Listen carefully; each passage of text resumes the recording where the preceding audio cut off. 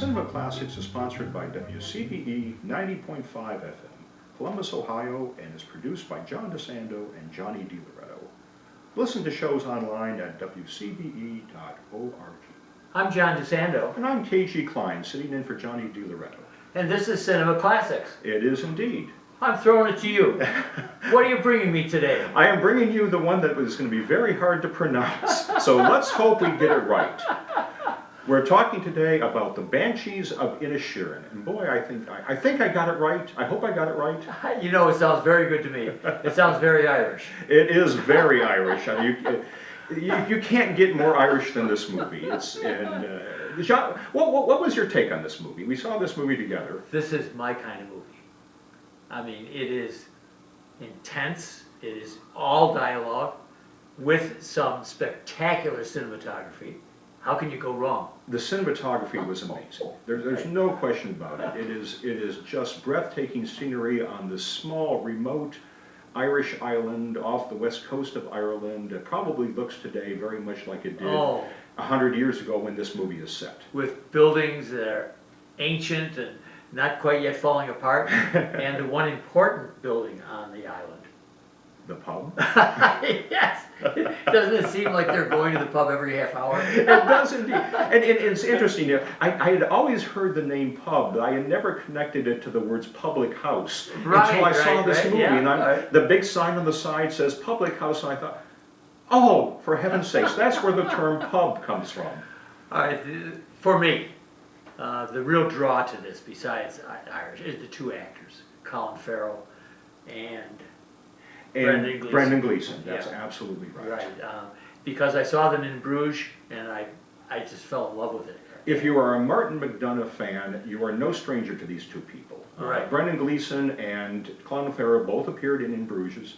And Brendan Gleeson was also in that short film that Martin McDonagh did back in 2003, Six Shooter, that won the Academy Award for Best Short Film. Right. So McDonagh is a director that likes using the same actors over and over again. So we've seen Sam Rockwell in a couple of his movies. We've seen Colin Farrell frequently. So these are his go-to actors. And if I'm thinking about the two movies that I know for sure of McDonagh, which is in Bruges and the Banshees, I think he kind of likes, at least in those two, dim-witted characters.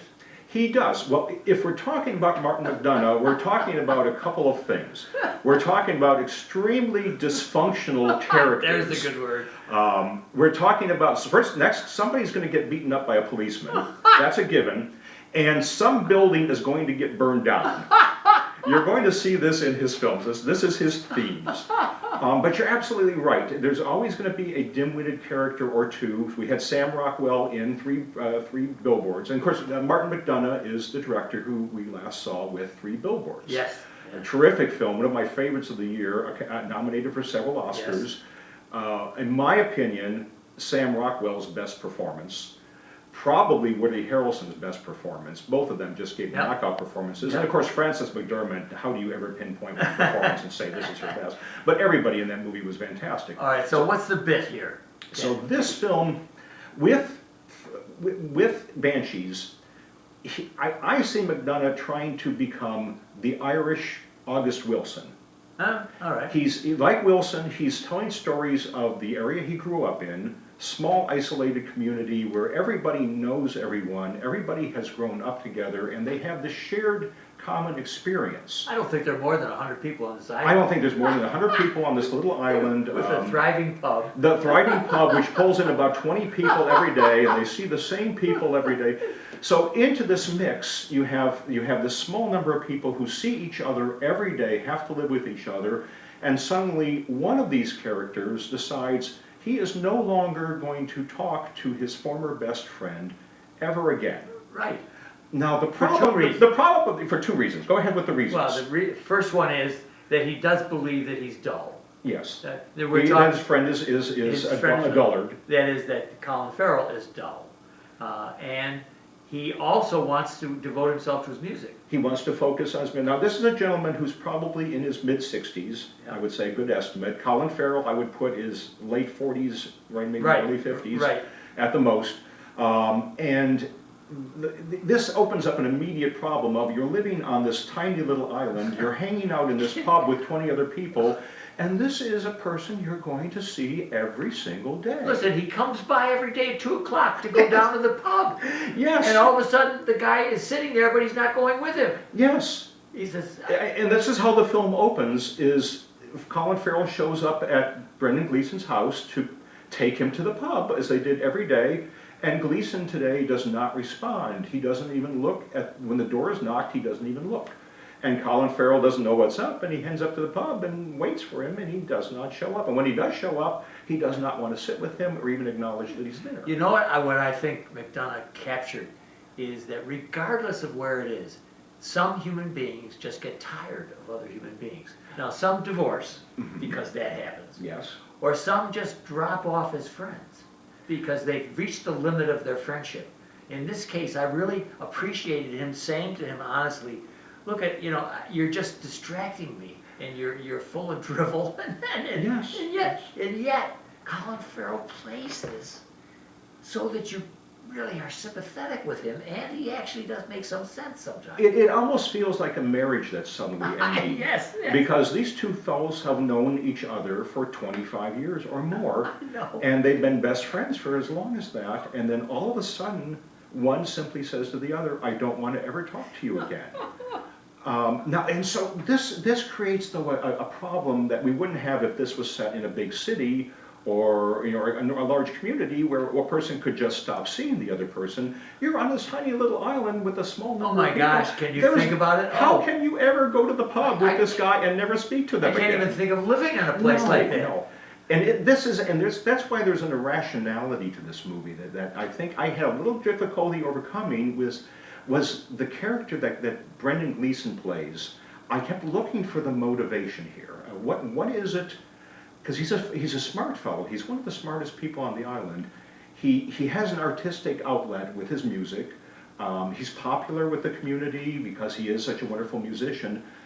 I wanted to just sit there saying, take a vacation. Hop on the boat, go to the mainland. Ken, Yes. listen, he has been friends with him for 25 years. Yes. He's suddenly realizing that he's dull. Yes, I- yes. When did you? So more the music than him and distracting him from that. But yes, there is something really. There's more at play odd. here. I think you're so right. Yes. And here's where I am able to deal with this. I suspend my disbelief anytime where people ask me, John, that's not consistent. I say, look, what does the director want? What does he want to tell us? And for me, he's telling us that some human beings, and I think particularly in marriage, reach a certain point where it would be better for them not to. But when you're, as you said, when you're in a small island with only 99 other people, my goodness, you better be very careful. He's going to have a struggle with this. And then he makes this horrid threat that if Colin Farrell ever speaks to him again, he will cut off a finger.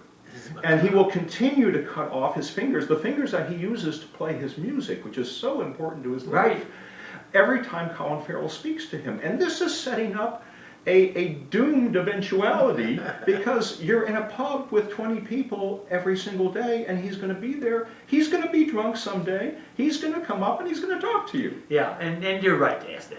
And I counter by saying, look, there's so much in Irish lore that's fantastical. And this is just another part of the way they spin their stories. Yes. And what they believe, and they still believe in banshees. What are banshees? Well, and the banshees become a part of this story. The banshee theme is that the banshees were people that would summon people to their death. But now it's portrayed in the movie, in modern times, banshees sit silently and just watch the world go by. And they sometimes predict that somebody is going to die. And we see this happen in the film. They're old crone. Mm-hmm. Yeah. Yeah. I mean, it raises the question as the movie unfolds. I don't want to give anything away, but as the movie unfolds, is there a banshee in this movie? You know something? I wondered why he has banshees, because I see only one banshee. That's true. That's true. And so I think it's suggestive of a bigger Well, I'll jump outside the box a little bit. This was originally supposed to be the third play in a trilogy. Right. McDonough had written two other plays, the Policeman of Inisherin and the Lieutenant of Inisherin, and then the third play was to have been the Banshee of Inisherin. And then he announced that he did not like the way the Banshee of Inisherin had turned out, and he was going to scrap the play as a failed script.